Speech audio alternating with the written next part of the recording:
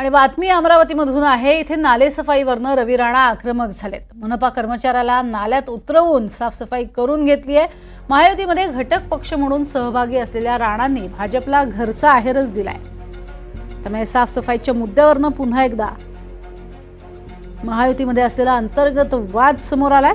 या प्रकारावर भाजपचे तुषार भारतीय रवी राणांवरती सुमोटो अंतर्गत गुन्हा दाखल करण्याची मागणी त्यांनी केलेली आहे।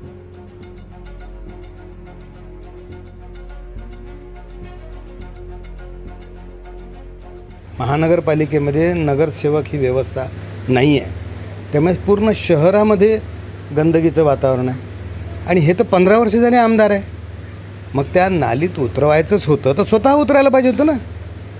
एका व्यक्तीला त्याला त्याच्या जीवाची पर्वा न करता त्याला उतरायला लावणे आणि त्यांनीही पॅन्ट वरती करून भीतीने का की प्रेमाने जे काही असेल ते उतरणे, हे तर अतिशय अमानवीय आहे।